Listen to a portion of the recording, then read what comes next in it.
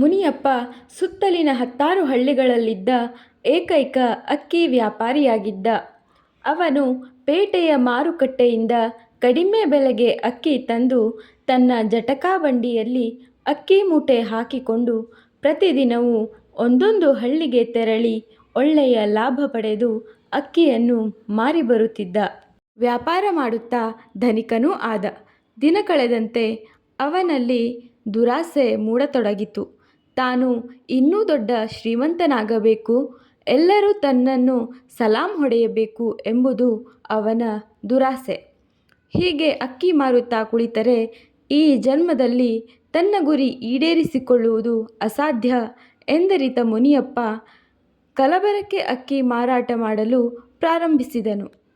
ಕಳಪೆ ಗುಣಮಟ್ಟದ ಅಕ್ಕಿಯನ್ನು ಉತ್ತಮ ಗುಣಮಟ್ಟದ ಅಕ್ಕಿಯೊಂದಿಗೆ ಬೆರೆಸಿ ಹೆಚ್ಚು ಹಣಕ್ಕೆ ಮಾರತೊಡಗಿದನು.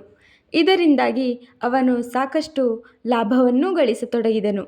ದಿನ ಕಳೆದಂತೆ ತನ್ನ ಕಲಬೆರಕೆಯ ಬಗ್ಗೆ ಯಾರೊಬ್ಬರೂ ಗಲಾಟೆ ಮಾಡದ ಕಾರಣದಿಂದಾಗಿ ಉತ್ತೇಜನಗೊಂಡ ಮುನಿಯಪ್ಪ ಅಕ್ಕಿಯೊಡನೆ ಕಲ್ಲು ಮಣ್ಣನ್ನೂ ಬೆರಕೆ ಮಾಡಲು ತೊಡಗಿದನು.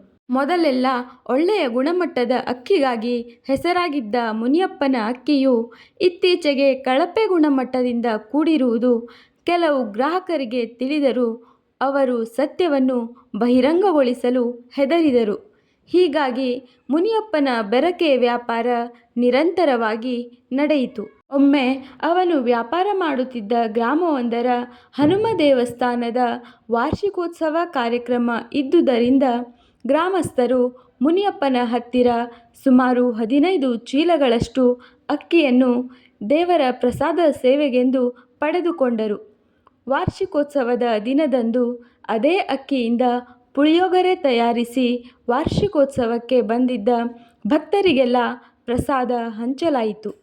ಕಲಬೆರಕೆ ಅಕ್ಕಿಯಾದ್ದರಿಂದ ಪ್ರಸಾದದಲ್ಲಿ ಭಕ್ತರಿಗೆ ಕಲ್ಲು ಮಣ್ಣಿನ ಹರಳುಗಳು ದೊರೆತು ಬಂದವರೆಲ್ಲ ಕಮಿಟಿಯನ್ನು ಬೈದುಕೊಳ್ಳಲಾರಂಭಿಸಿದರು. ತಮ್ಮಿಂದಾದ ಅಚಾತುರ್ಯವನ್ನು ಮನ್ನಿಸಬೇಕೆಂದು ಗ್ರಾಮಸ್ಥರು ಹನುಮ ದೇವರಲ್ಲಿ ಬೇಡಿಕೊಂಡರು. ಭಕ್ತರ ಬೇಡಿಕೆಯನ್ನು ಮನ್ನಿಸಿದ ದೇವರು ಮುನಿಯಪ್ಪನಿಗೆ ಬುದ್ಧಿ ಕಲಿಸಬೇಕೆಂದು ನಿರ್ಧರಿಸಿ ಮಂಗನ ರೂಪ ತಾಳಿ ಒಮ್ಮೆ ಅವನು ವ್ಯಾಪಾರ ಮುಗಿಸಿ ತನ್ನ ಹಣದ ಗಂಟಿನೊಂದಿಗೆ ಮನೆಗೆ ಹೋಗುವ ದಾರಿಯಲ್ಲಿ ಕಾಯುತ್ತಾ ಕುಳಿತಿತು.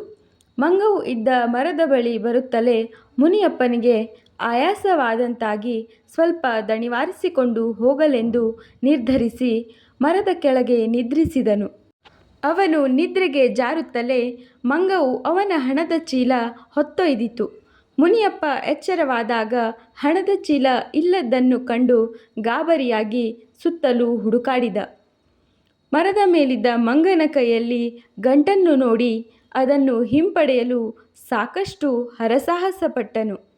ಮಂಗವು ಗಂಟಿನೊಂದಿಗೆ ನೇರವಾಗಿ ಹನುಮ ದೇವಸ್ಥಾನದ ಆವರಣದಲ್ಲಿರುವ ಆಳವಾದ ಬಾವಿಯ ಕಟ್ಟೆಯ ಮೇಲೆ ಕುಳಿತುಕೊಂಡಿತು. ಮಂಗವು ಹಣದ ಗಂಟನ್ನು ಬಿಚ್ಚಿ ಒಂದೊಂದೇ ನಾಣ್ಯವನ್ನು ಹಿಡಿದು, ಇದು ನಿನ್ನ ಅಕ್ಕಿಯ ಪಾಲು ಎಂದು ಮುನಿಯಪ್ಪನ ಕಡೆಗೂ, ಮತ್ತೊಂದು ನಾಣ್ಯವನ್ನು ತೆಗೆದು, ಇದು ನೀನು ಬೆರಕೆ ಮಾಡಿದ ಕಲ್ಲಿನ ಪಾಲು ಎಂದು ಬಾವಿಯೊಳಕ್ಕೂ ಹಾಕಿತು. ಗಂಟಿನಲ್ಲಿದ್ದ ನಾಣ್ಯ ಖಾಲಿಯಾಗುವವರೆಗೂ ಹೀಗೆ ಮಾಡಿತು. ಗಂಟಿನಲ್ಲಿದ್ದ ಅರ್ಧದಷ್ಟು ಹಣವೇ ಮುನಿಯಪ್ಪನ ಪಾಲಿಗೆ ದೊರಕಿತು. ಈ ಘಟನೆಯಿಂದ ಮುನಿಯಪ್ಪನಿಗೆ ಜ್ಞಾನೋದಯವಾಯಿತು. ತನ್ನ ತಪ್ಪಿನ ಅರಿವಾಯಿತು. ಮುಂದಿನ ದಿನಗಳಲ್ಲಿ ನ್ಯಾಯಯುತವಾಗಿ ವ್ಯಾಪಾರ ಮಾಡಿ ಎಲ್ಲರ ಮೆಚ್ಚುಗೆಗೆ ಪಾತ್ರನಾದನು. ಅವನ ವ್ಯಾಪಾರ ಇನ್ನಷ್ಟು ಬೆಳೆಯಿತು.